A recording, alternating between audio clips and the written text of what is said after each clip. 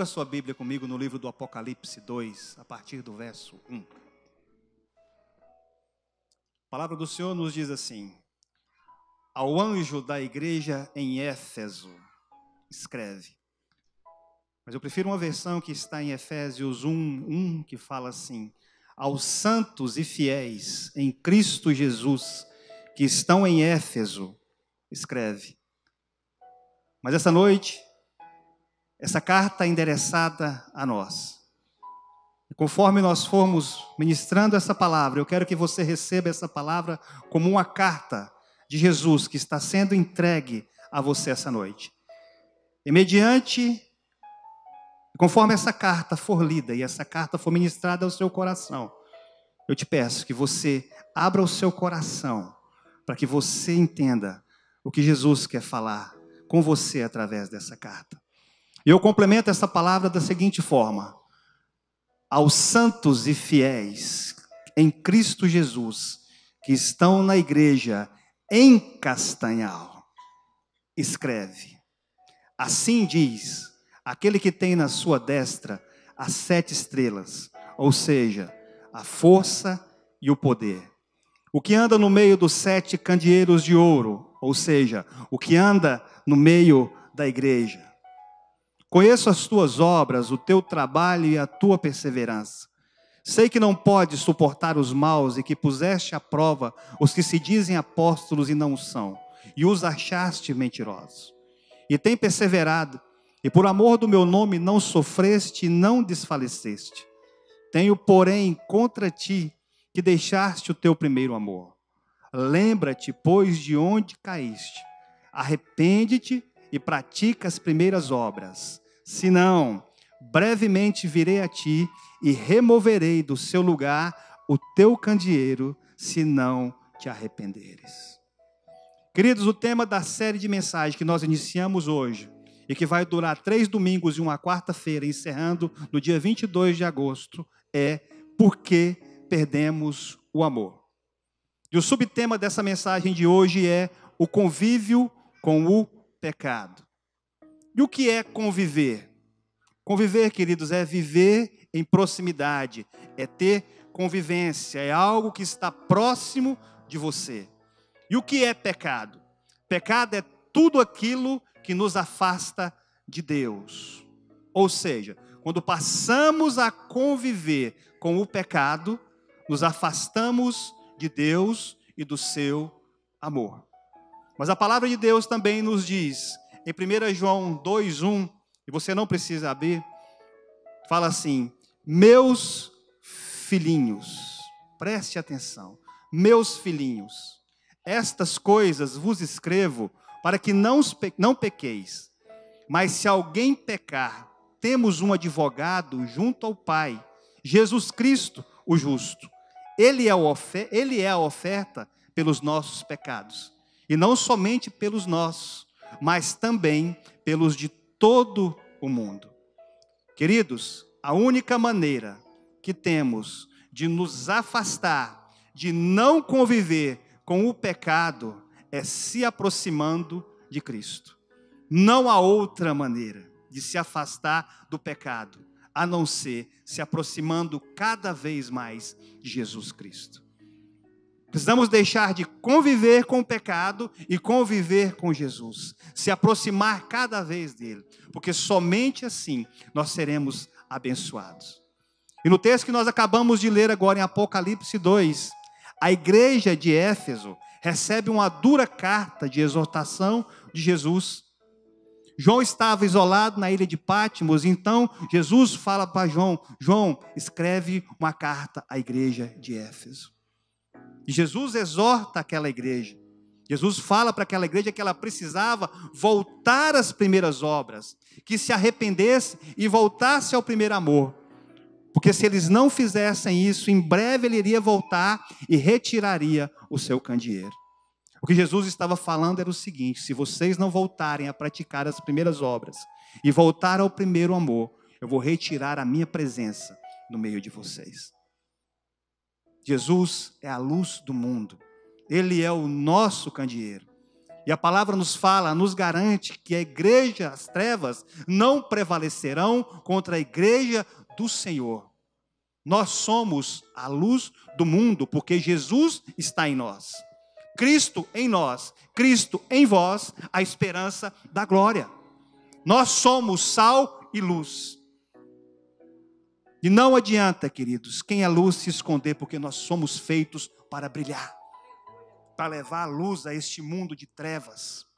E o que Jesus estava falando ali era o seguinte: vocês têm feito tudo certinho, mas aí está faltando amor. E é preciso entender o contexto da igreja de Éfeso. A cidade de Éfeso era uma das cidades mais prósperas da Ásia Menor. Uma cidade portuária, com quase 300 mil habitantes, onde se misturavam comércio, religião e diversão. Mas ali também estava situado o grande templo de Ártemis, a deusa dos gregos ou da deusa Diana dos romanos. Éfeso, apesar de toda a sua prosperidade, havia se tornado um grande centro de idolatria, por causa da deusa Ártemis, e também um grande centro de perversão sexual. E o apóstolo Paulo, através de uma direção de Deus, decide fundar uma igreja na cidade de Éfeso. E a igreja prosperou, a igreja cresceu, muitas pessoas se converteram. Se você quiser entender mais sobre a igreja de Éfeso e o seu crescimento, vá para Atos, a partir do capítulo 19, que você vai entender mais sobre isso. E aquela igreja cresceu muito, prosperou muito, e durante a sua história, aquela igreja teve os seus melhores pastores. Paulo foi pastor ali, Timóteo foi pastor, Apolo foi pastor ali e o próprio João. Ou seja, aquela igreja era uma igreja próspera, uma igreja abençoada. Mas ela estava fugindo do seu propósito. Ela estava deixando o amor de fora. E Jesus reconhece isso na sua carta. Ele fala: vocês estão fazendo tudo certinho. Vocês estão fazendo as boas obras, vocês estão com zelo pela doutrina, vocês têm trabalhado muito, vocês têm perseverado, vocês têm um zelo maravilhoso com a estrutura. Mas está faltando amor. Queridos, e não adianta termos toda a estrutura se não tivermos o amor aqui dentro. Se não tivermos Jesus, que é a essência do amor sobre as nossas vidas e dentro dessa igreja. E o que Jesus está falando é o seguinte: vocês estão fazendo tudo certinho, mas está faltando amor. E quando nós, queridos, não reconhecemos o sacrifício de Jesus, o amor que foi derramado ali na cruz do Calvário por nós, nós estamos cometendo um grande pecado. E sabe qual é o pecado? O pecado da desonra. E a palavra do Senhor nos diz em 1 Samuel 30, que Ele honrará os que o honram, mas Ele também desprezará os que o desprezam. Romanos 5,8 diz que Deus dá prova do seu amor para conosco, em que quando éramos ainda pecadores, Cristo morreu por nós. Em 1 João 4,19, a palavra nos diz que nós o amamos, porque Ele nos amou primeiro. E isso é maravilhoso. Cristo decidiu nos amar, Ele decidiu nos amar. E queridos, e amar é uma decisão. Amar não é sentimento, amar é decisão. Há 25 anos atrás eu decidi amar a minha esposa e ela decidiu me amar. E essa decisão foi tomada, nós estamos caminhando em cima da decisão até hoje. O pedir perdão é uma decisão. Você decide perdoar, você decide liberar perdão. Se alguém te feriu, se alguém te magoou, você tem nas suas mãos a decisão de liberar perdão sobre a vida dessa pessoa. O não pecar e o não conviver com o pecado também é uma decisão. Porque Deus coloca nas nossas mãos opções. Nós temos o livre-arbítrio sobre as nossas vidas. No jardim do Éden havia duas árvores, a árvore do conhecimento do bem e do mal e a árvore da vida. A escolha estava lá. Você pode escolher servir a dois deuses. O Deus da nossa salvação ou a Mamon, o deus do dinheiro, e se tornaram escravo dele. Deus também no deserto colocou para aquele povo que estava peregrinando através da vida de Moisés: eis que coloco diante de vocês hoje a bênção e a maldição. Escolhei, pois, a bênção. Tudo, querido, depende da nossa postura, da nossa decisão e da nossa escolha. Porque a nossa postura vai fazer toda a diferença. E essa noite eu quero compartilhar com você sobre duas posturas de dois personagens que estão aqui na Bíblia. O primeiro é José, que está lá em Gênesis 39:7, e a palavra nos diz assim: e aconteceu depois destas coisas, que a mulher do seu senhor pôs os olhos em José e lhe disse: deita-te comigo. Mas ele recusou. E disse à mulher do seu senhor: eis que o meu senhor não sabe o que está comigo na sua casa, e entregou em minha mão tudo o que tem. Ele não é maior do que eu nesta casa, e nenhuma coisa me vedou senão a ti, porquanto és a sua mulher. Como, pois, posso eu cometer este grande mal e pecar contra Deus? Vocês entenderam a profundidade? Ele não iria pecar contra o seu senhor. Ele não iria pecar contra Potifar. Ele ia pecar contra Deus. José tinha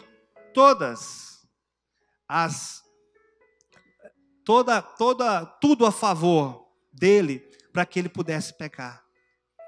José fora abandonado pelos seus irmãos, jogado em um buraco, vendido como escravo, foi comprado por Potifar, virou um secretário de Potifar, mas a Bíblia nos fala que em todo o tempo Deus estava ao seu lado, guardando e o protegendo. E ele reconhecia isso na sua vida, e ele decidiu não pecar e foi grandemente abençoado. Se tornou o segundo homem em poder no Egito. Sabe por quê? Porque ele foi fiel.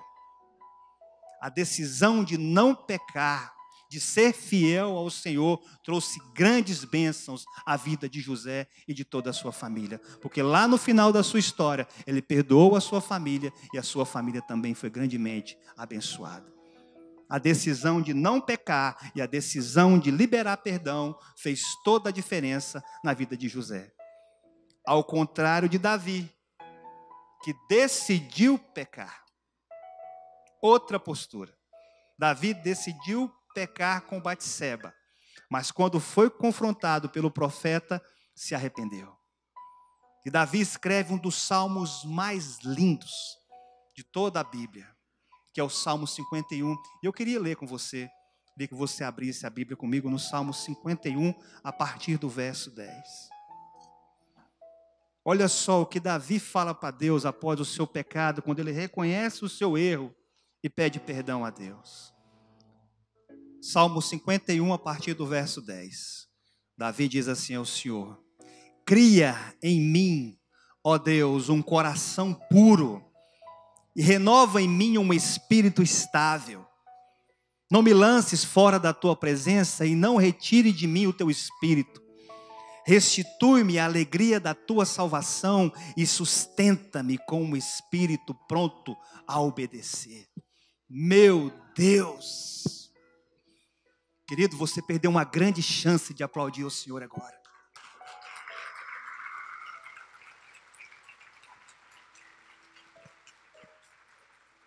Olha a postura desse homem.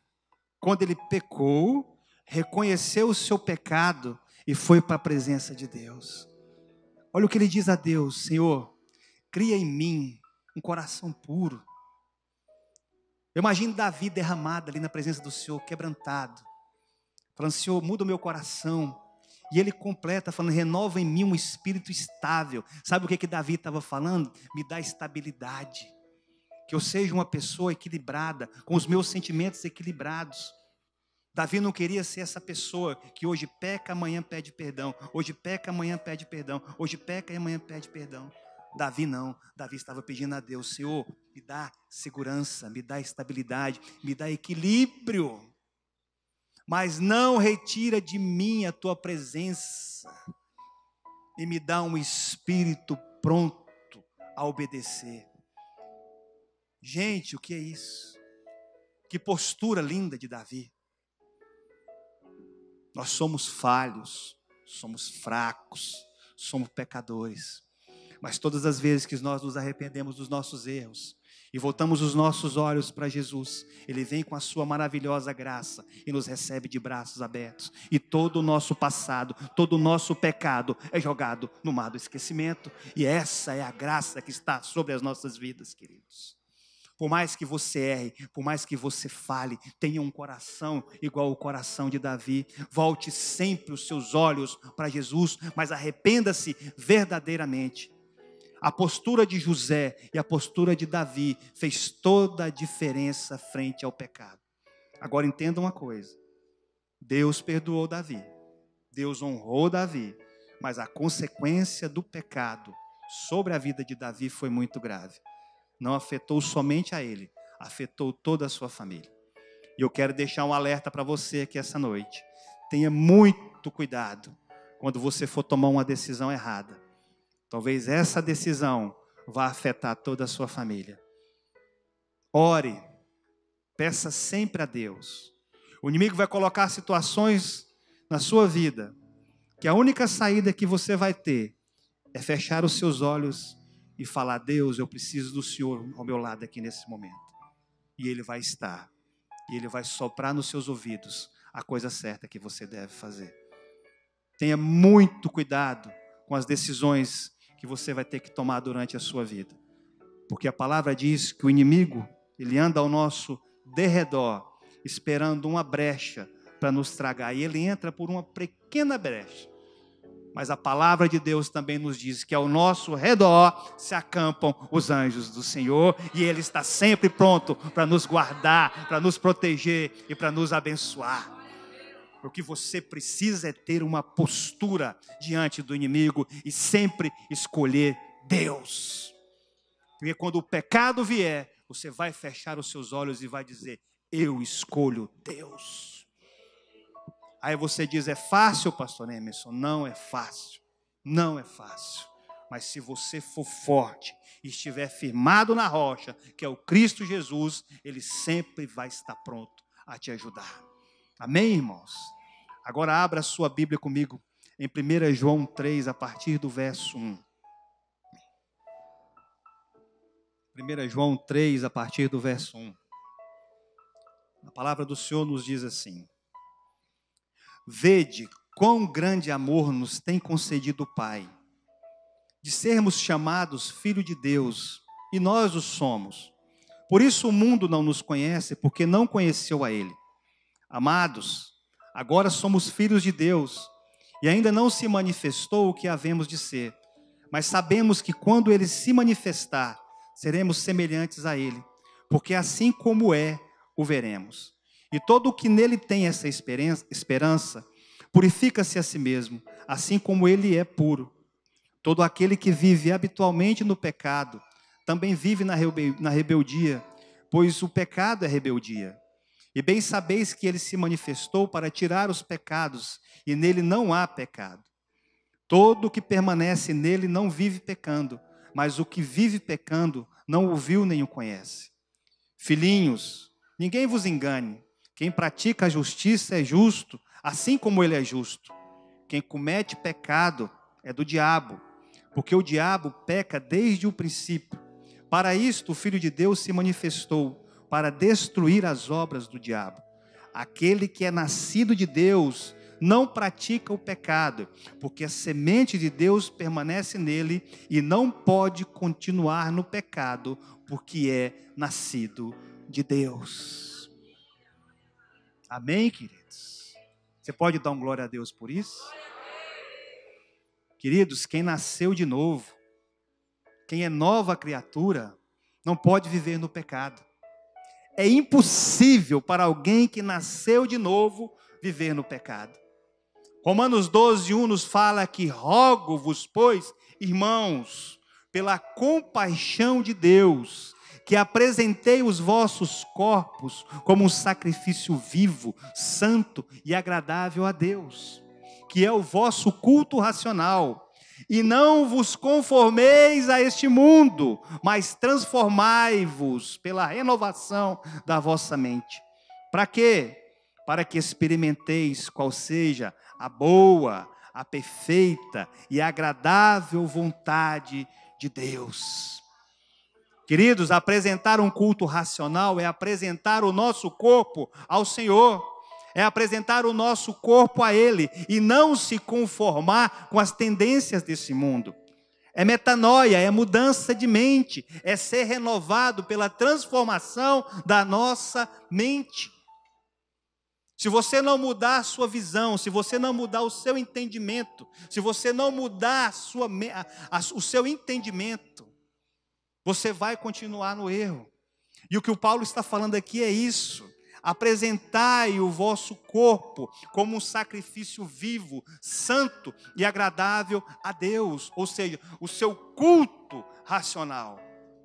João 8,31 nos fala que dizia, pois, Jesus aos judeus que nele creram, que se vós permanecerdes na minha palavra, verdadeiramente sois meus discípulos, e conhecereis a verdade, e a verdade vos libertará. Pois se o Filho vos libertar, verdadeiramente sois livre. A nossa mente tem que ser a mente de Cristo. Não tem como você ser livre se você não tiver a mentalidade do reino de Deus. É renovação de mente, meu querido. É você fazer uma reprogramação da sua mente, porque o pecado, ele sempre vai te levar, sempre vai te arrastar para onde Deus não quer que você esteja. Então, se você não tiver forças e fizer uma reprogramação na sua mente, o inimigo sempre vai te arrastar para a lama. Mas Deus te quer no alto, Deus te quer com Ele. Não é você ir para o céu, é você trazer o céu até você. Porque o reino de Deus está em vós. E o reino de Deus é a esperança da glória para esse mundo perdido. E está em nós sermos sal e luz desse mundo. Porque Deus conta com você. Conta-se uma história de uma pequena cidade na Inglaterra. E essa cidade, uma vez por ano, todos os habitantes ali se reuniam e eles tinham um dia beneficente. Minha esposa chamou minha atenção, é beneficente. Eu falei beneficente, é beneficente. Então essas pessoas se reuniam e elas faziam obras de caridade umas pelas outras. Como assim, pastor? Algumas pessoas, por exemplo, assim, se a minha casa estava com o meu quintal sujo, as pessoas iam lá sem cobrar nada, limpavam o quintal, limpavam a rua, pintavam a casa. Elas faziam obras beneficentes umas pelas outras. E à noite aquelas pessoas se reuniam num grande chá, num momento ali de comunhão, e cada um ali mostrava a obra que foi feita durante o dia. Havia um mendigo que ficava sempre jogado, perambulando pelas ruas. E então os barbeiros ali daquela cidade se reuniram e decidiram dar um banho de loja naquele mendigo. Decidiram trocar as suas roupas, ou seja, mudar a sua aparência. Quando foi à noite, pegaram esse mendigo e levaram para esse hotel. E colocaram 2 fotos daquele mendigo na parede. Uma antes e a outra depois da sua transformação. E aquele mendigo ficou na porta do hotel, parado, uma posição estratégica, e ele recebia as pessoas, cumprimentava as pessoas que haviam chegando, e ele estava com uma aparência muito boa. Final da noite, o dono do hotel, vendo como aquele mendigo estava se saindo tão bem como recepcionista, faz um convite a ele, para que ele viesse trabalhar no hotel. O mendigo prontamente aceitou a proposta, e falou. E o dono falou assim, então você se apresente amanhã, às 8, aqui no hotel, para que você possa iniciar o seu trabalho. No outro dia, deu 8, deu 9, deu 10, e nada do mendigo aparecer. O dono do hotel teve a estratégia de pegar a segunda foto e sair nas ruas, perguntando onde ele poderia encontrar aquela pessoa. Ninguém reconhecia quem era aquela pessoa daquela segunda foto. Ele volta para o seu hotel, pega a primeira foto E no primeiro lugar que ele chega, que ele apresenta a foto, eles indicam o local onde o mendigo estava. Ele estava no mesmo lugar de onde o retiraram. Moral dessa história, para que você entenda.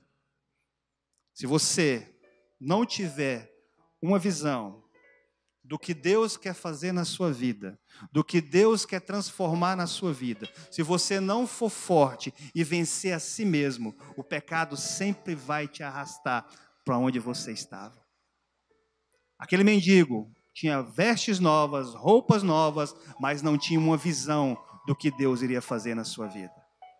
Deus tem uma linda visão para a sua vida, tem um lindo propósito que precisa se cumprir sobre a sua vida, mas você precisa se manter forte e manter firme. Não deixe, todas as vezes que o pecado tentar te arrastar, seja forte e diga, eu prefiro Deus. Tudo que você precisa é de uma visão. Sabe por quê? Porque tentação não é pecado. O pecado não te controla. A graça não te deixa pecar. Você é livre, você é santo. Você é santo, sabe por quê? Porque Jesus é santo. E não é esforço, é entrega. A sua natureza de filho não combina com o pecado. Como eu disse agora há pouco, a questão não é você ir para o céu, é o céu vir para você, porque o céu tem que estar dentro de você. E a única forma do céu estar dentro de você é você não ceder à tentação e não pecar. Jesus foi tentado e não pecou. Ele escolheu não pecar. Você sabe por quê? Porque o caráter de Cristo era diferente. E o nosso caráter é formado na opção, através das nossas escolhas, pelas opções que a vida nos oferece. Precisamos fazer a coisa certa, mesmo tendo a opção de fazer a coisa errada. Daniel e seus amigos tinham a opção de se deliciar com os banquetes do rei, de cumprir os decretos do rei, mas eles decidiram, anularam essa opção, se mantiveram firmes e colocaram a Babilônia de cabeça para cima. E foram tremendamente abençoados. Queridos, você precisa entender uma coisa, que Jesus caminha numa direção oposta à do mundo. Vou fazer uma pergunta aqui. Quantos são crentes aqui? Quantos são seguidores de Jesus? Quantos são seguidores de Jesus? Sabe o que é ser um crente? Um crente é você crer nas promessas do Senhor. E todas as promessas que Ele tem sobre a sua vida irão se cumprir. Agora você precisa entender o seguinte: o convite de Jesus não é para uma religião. Ele não está te convidando para uma religião. Ele está te convidando para você o seguir, para você se tornar um discípulo dele. E as suas atitudes vão definir se você é um crente ou um seguidor.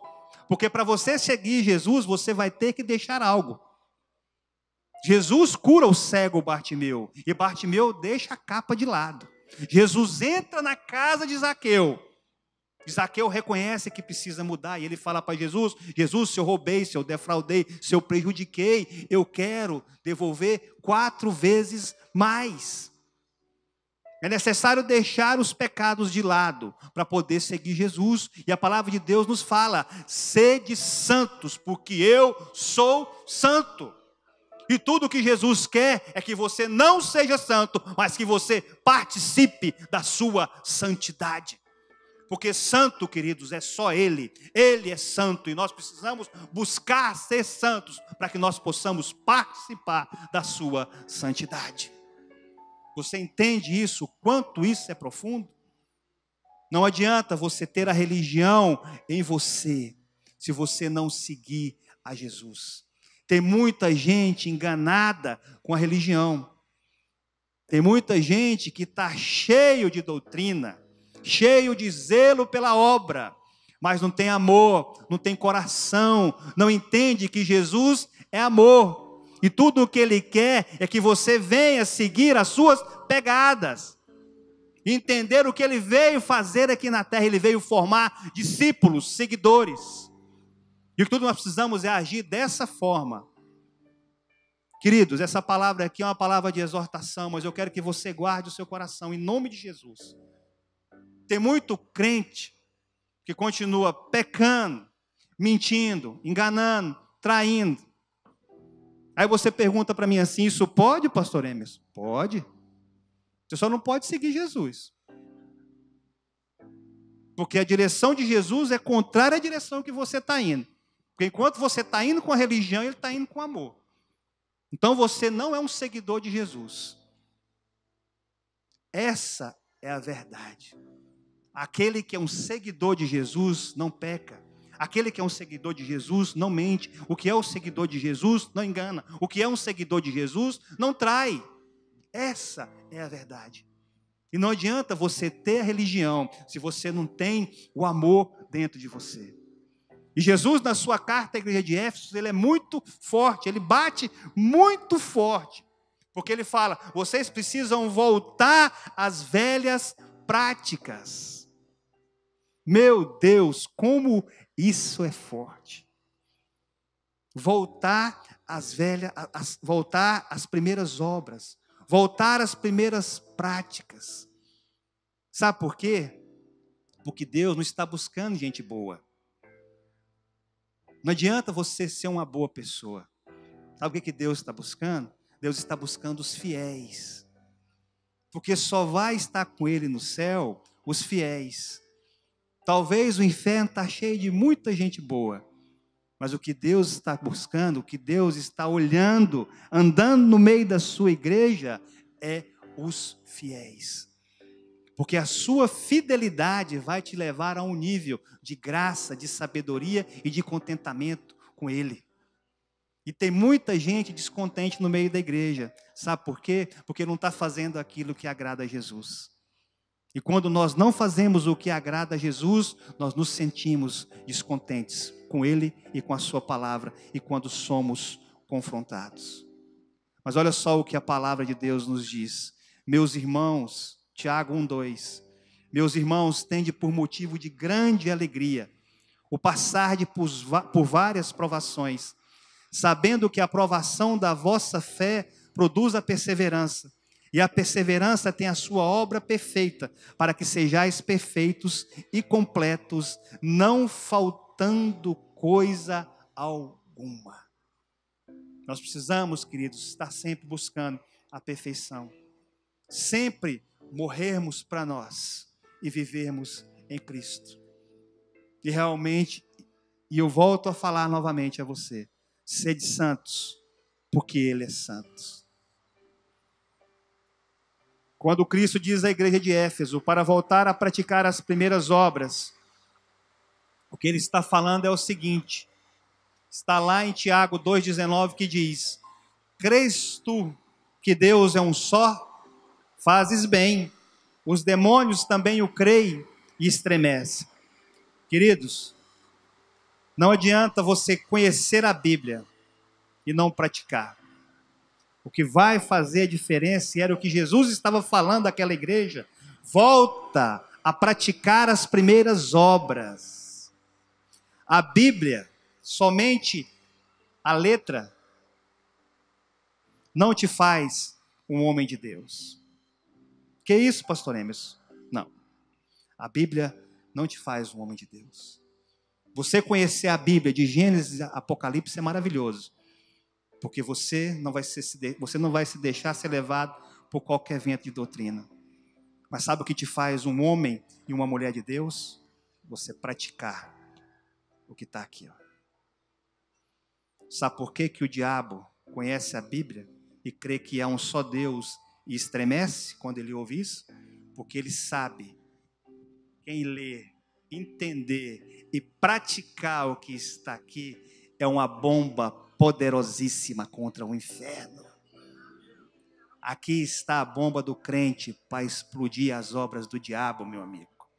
se você praticar o que está aqui e não se firmar apenas no seu conhecimento, você vai colher grandes frutos. Praticar o que está na palavra de Deus é o que faz a diferença. Não é a teologia. A teologia é muito bom, mas você precisa ter a prática. Tiago 1:22 fala: sede, pois, praticante da palavra, e não somente ouvintes, enganando-vos a vós mesmos. A diferença, queridos, é um coração alinhado com Deus. Não se impressione com quem conhece, se impressione com quem pratica, com quem tem frutos, porque o seu tempo de oração com Deus tem que te tornar uma pessoa melhor. Você tem que frutificar na sua casa. Você tem que frutificar no meio da sua família. Não adianta você conhecer a Bíblia e não praticar onde Deus tem te colocado. Porque as pessoas querem ver frutos, quer ver a sua mudança, quer ver a sua transformação. E se você conhecer a palavra, mas não tiver mudança, me desculpe, você não está fazendo nada. Mas se você for transformado, se você reprogramar a sua mente e mudar a sua vida, e as pessoas verem essa mudança através da sua vida, meu Deus, quão maravilhoso e quanto nós vamos glorificar o nome do Senhor através das nossas vidas. Queridos, há 10 anos atrás eu tinha minha vida totalmente destruída. Totalmente destruída. Eu cheguei a pensar que eu era um erro de produção de Deus. Cheguei a pensar esse absurdo. Mas entenda que na linha de produção de Deus não existe erro. Tudo que Ele faz é perfeito e nós somos perfeitos. Mas a nossa mente, se nós não reprogramarmos, nós vamos sempre achar que nós somos coitadinhos, infelizes. Vamos estar sempre nos colocando por baixo, porque tudo que o inimigo quer é que você se sinta por baixo, que você não alcance tudo aquilo que Deus tem planejado para você.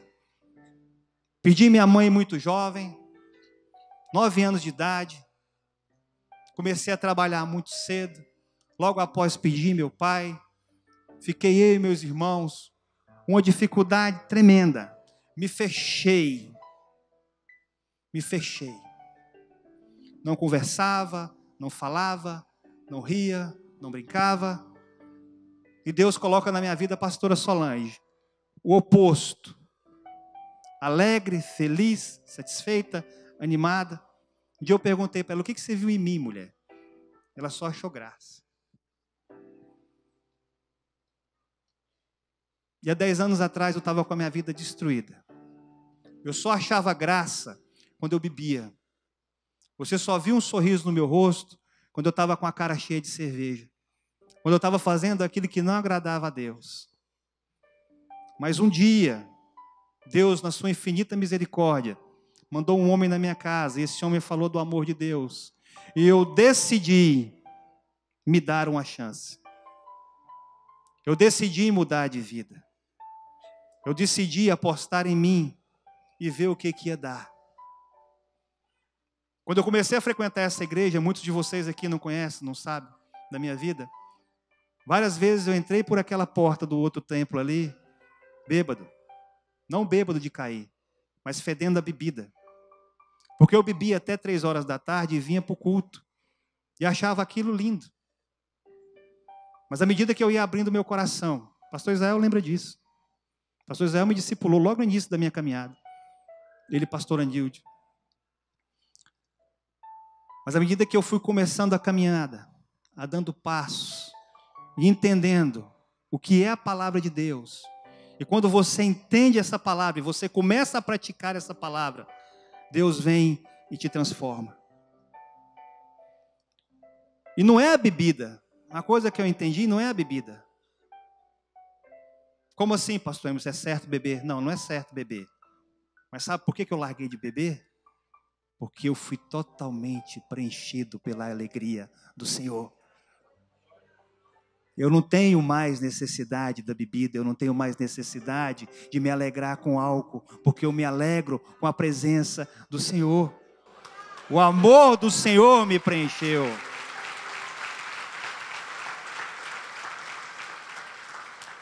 Hoje eu falo, eu te amo para os meus filhos. Hoje eu falo, eu te amo para minha esposa. Falo, eu te amo para todo mundo.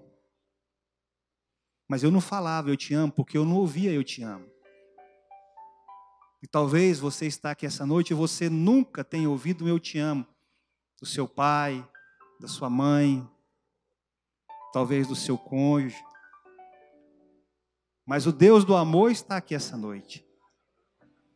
E se você entender esse amor e praticar as palavras de amor que estão contidas nesse livro aqui, ó, abandonar o pecado, deixar tudo aquilo que te afasta de Deus, creia que Ele vai restituir todas as coisas que você perdeu.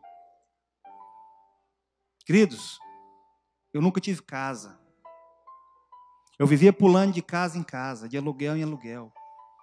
Não sobrava dinheiro para nada. Quantas e quantas vezes eu tinha uma pequena empresa, quantas e quantas vezes eu voltava de Belém com muito dinheiro debaixo do banco da caminhonete. Aquele dinheiro não durava 24 horas. Paga. Acabou o dinheiro. Sobrou R$50. Vamos comprar uma caixa de cerveja e 2 quilos de carne e vamos assar.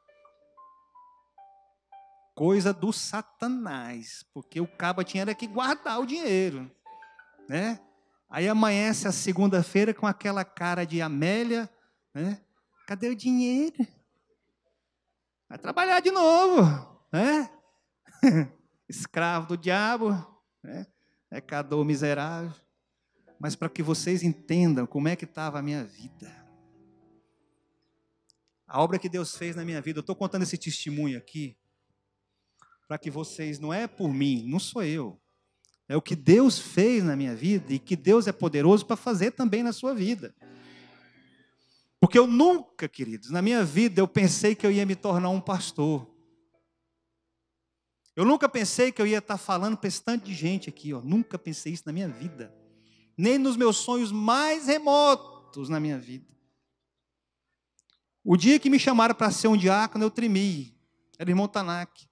E o que faz? Não é só para o senhor ficar lá com as mãos lá estendidas. Eu falei, então tá bom, é só isso. Para mim era só isso. E hoje meu pastor viaja. E fala, o senhor está à frente da igreja. A primeira vez que ele fez isso, eu lembro que eu sumi aqui, eu me tremia todo. Eu fui pregar, eu falei assim, a pregação não durou 15 minutos. Amém, irmão? O povo ficou assim. O que esse homem falou? Ia para o discipulado. E vou para o discipulado. Busco ajuda. Busco a presença de Deus. Tenho meu tempo de oração com Deus. Porque se você não tiver seu tempo de oração com Deus, se você não buscar a presença de Deus, dar tempo para Deus na sua vida, você não vai mudar a sua história, queridos. E é tão importante o momento que nós temos com Deus, quando recebemos a revelação de Deus.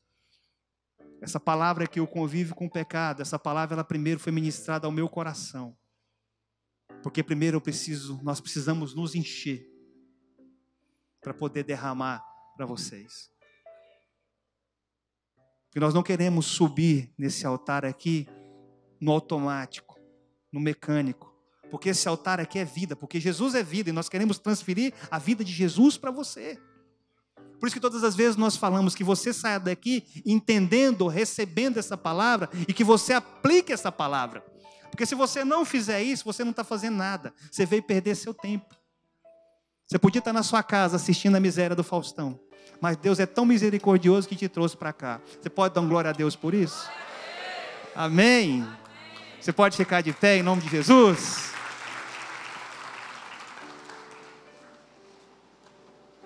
Glória a Deus. Você recebeu essa palavra? Você entendeu essa palavra? Não conviva com o pecado. Não pratique o pecado. Não perca o amor de Deus sobre a sua vida. Mas pastor, e se eu pecar? Você tem um advogado junto ao Pai Jesus Cristo, o justo. E Ele está sempre pronto para te receber e interceder por você junto ao Pai. Ele não é o acusador, Ele é o seu advogado fiel. Amém? E mediante essa palavra, eu queria te convidar a curvar sua fronte e orar ao Senhor, colocando tudo que foi ministrado aqui essa noite. Eu não sei se você tem passado, se tem vivido sobre algum pecado, se você está passando por alguma tentação, alguma dificuldade. Eu quero que você coloque isso nas mãos do Senhor essa noite. Jesus não está aqui para te condenar, Ele está aqui para te ouvir, Ele está aqui para te curar, Ele está aqui para te sarar. Amém? Que você decida essa noite receber o amor de Deus sobre a sua vida.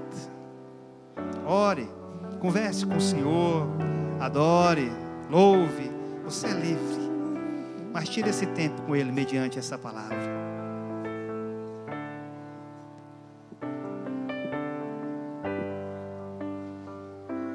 Se tu olhares, Senhor, para dentro de mim, nada encontrarás de bom. Mas um desejo eu tenho, dá-me um coração igual ao teu, meu mestre. Dá-me um coração igual ao teu, coração disposto a obedecer, cumprir todo o teu querer. Dá-me um coração igual ao teu. Se tu olhares, Senhor, para dentro de mim, nada encontrarás de bom. Mas um desejo eu tenho de ser transformado. Preciso tanto do teu perdão. Dá-me um novo coração. Dá-me um coração igual ao teu, meu mestre. Dá-me um coração igual ao teu, coração a obedecer, cumprir todo o teu querer. Dá-me um coração igual ao teu. Pega na mão do seu irmão aí essa noite. Pega na mão do seu irmão e declare essa canção. Peça para Deus tocar o coração do seu irmão. Peça para Deus fazer a diferença na vida dele essa noite. Declare essa canção. Se tu olhares, Senhor, para dentro de mim, nada encontrarás de bom. Mas um desejo eu tenho de ser transformado. Preciso tanto do teu perdão. Dá-me um novo coração. Dá-me um coração igual ao teu, meu mestre. Dá-me um coração igual ao teu, coração disposto a obedecer, cumprir todo o teu querer. Oh, dá-me um coração igual ao teu. Dá-me um coração igual ao teu.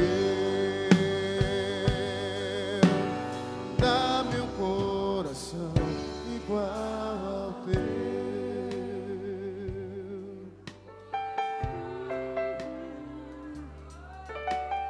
Dá-me um coração igual ao teu. Olha aqui para mim. Olha aqui para mim. Você passar por tentações ou dificuldades é a mesma coisa. O que vai fazer a diferença é a sua postura. mediante essas questões. E disso irá depender a sua aprovação ou a sua reprovação. Deus tem níveis e camadas de conquistas para você. E você vai ter que passar por cada uma desses níveis. O seu gigante, a sua tentação, a sua dificuldade, determinará a sua promoção e o tamanho da sua vitória. Preste atenção. Quando o gigante estiver frente de você, o gigante estava na frente de Davi.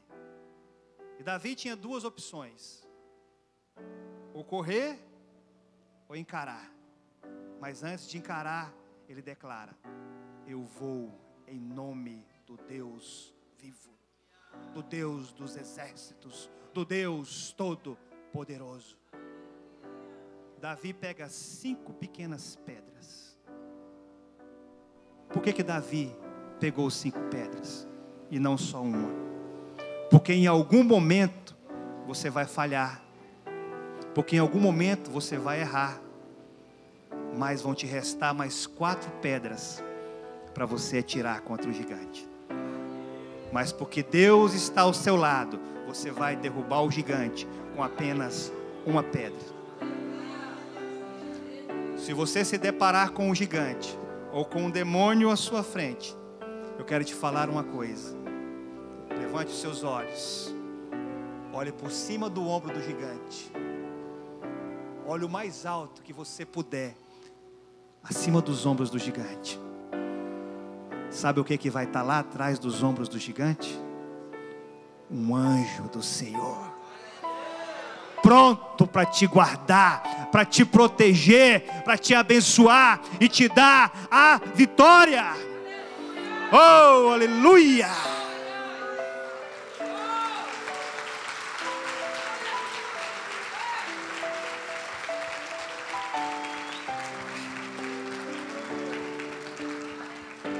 A morte não foi o fim.